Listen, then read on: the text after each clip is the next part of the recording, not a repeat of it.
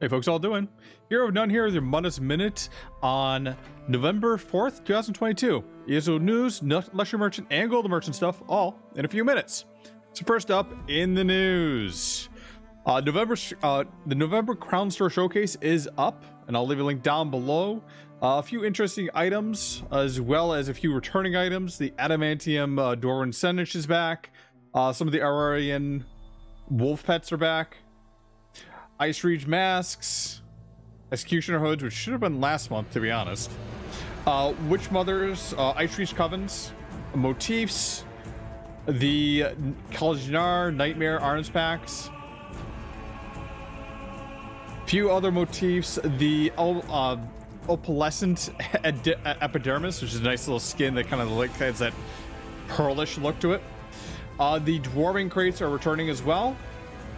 And a bunch of Mad Architect and it says the Tyrants of Mythic era, but it's the Dragon Bones DLC furniture pack as well. In addition to that, there's also going to be New Life Festival stuff coming out, and the Snow Globe House with that, and Adusadaro is also going to be added as well. So that's all coming up this month. I'll leave you a link down below so you can take a look at all the items yourself. Now, you can also celebrate ESO's Tamriel's social side and win with Tamriel's and Tamriel. This is a sweepstakes giveaway, which you can enter in without doing anything at all. All you have to do is just go to a site, enter your email, and confirm that you're over 18 and that you're country of origin, and you have a chance at winning a chest. In addition to that, though, this is a little weird as well. Spending 5 tickets on the Impresario vendor also gives you entries with a maximum of 10 bonus entries. So you spend 50 tickets, you're getting 10 additional entries into it. They're all going to have other additional features with this. I'll leave the link down below, but this is kind of interesting as well, the fact that they're kind of tying in the holiday events with this. Now on Monday, the Firesong and Update 36 DLC dropped. So far, things have been okay, stabilizing.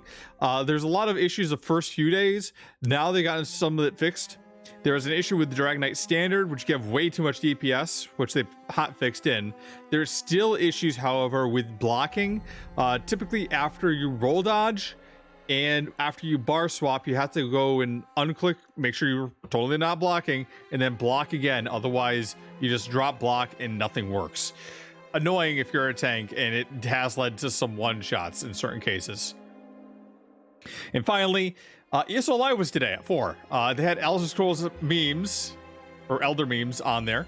I'll leave a link down below so you can take a look at the VOD. It's kind of fun. And they also took a look at the new DLC area for Galen. Now, let's take a look at the Luxury Merchant and the Golden Merchant for this week, shall we?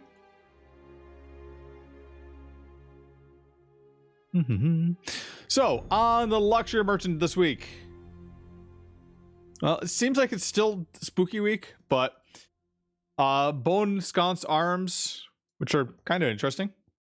A Briarheart tree replica, which is expensive. This is 100k.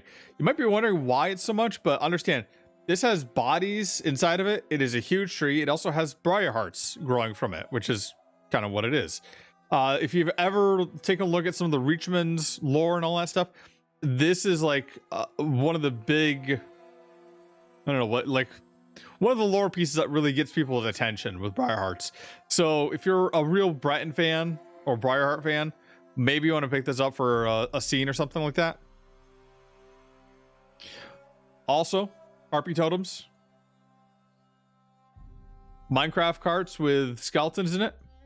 Steve didn't make it, it seems. Briarheart saplings. As you can see, it's growing out of a body. Another Briarheart sapling. A Murkmire tree. Adorned with some skulls. Witches Remains, and more Witches Remains with a nice little stink cloud around it, which you can turn on and off. So get these all on the luxury merchant this week. Also, for 150, for going over to the golden merchant, for 150k, Beekeeper's Necklace, which gives a lot of health and then a bunch of health recovery. Up to you if you want to get this. If you're running a troll build, this might be helpful to you, given how much health recovery. But do you really need to get it from Cold Harbor? Not Cold Harbor. Sorry, from the golden merchant? Probably not. I would skip over this one, and maybe you want to pick up the purple version, or just just farm it out and then resummon it anyways. Also for 150k, Necklace of Veiled Inheritance, which on its 5-piece bonus, when you interrupt your enemy, you gain 516 weapon and spell damage for 15 seconds, and your bash attacks deal 516 more damage. So, interesting set, increases your damage. Maybe you want to use this with something like Void Bash and Dreadledge Demolisher. But do you want to get the gold version? Might not be bad. You also might want to put on Infused and put on like a bash enchantment or something like that there.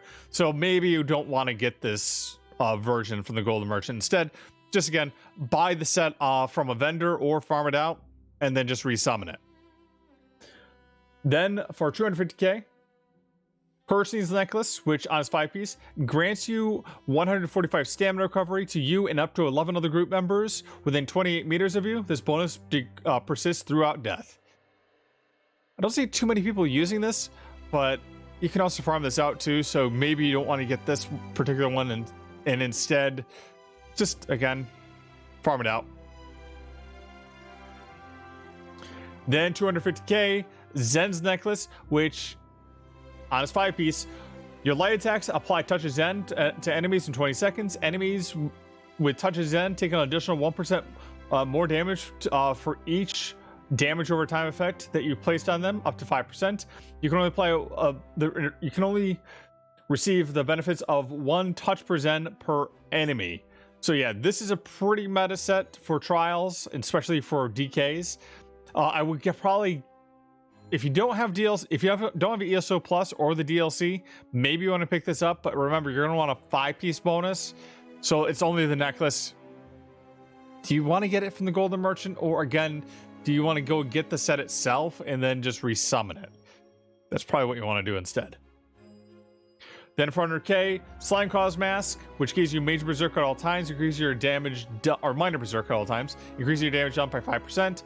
This can be a meta set. I would recommend it. However, it is a pretty easy dungeon to run, so I would not bother with getting it off the golden merchant unless you never run dungeons at all. And then finally, Chokethorns, guys. When you use a healing ability, you have a 33% chance to summon a Strangler, a sapling that will heal you or an ally for 14,756 health over 6 seconds. If I can go once every 10 seconds, and scales off your higher max magicka or stamina. Interesting set. I see used a lot inside of trials. I do recommend grabbing this one. Only issue with this one, Earthgore feels a little bit better, but I'd probably again just go and run it through, get it from the dungeon. Unless you never run dungeons, you just run PvP. Anyway, I'm Hero of None. That's the Mundus Minute. I'll see you on Tamriel.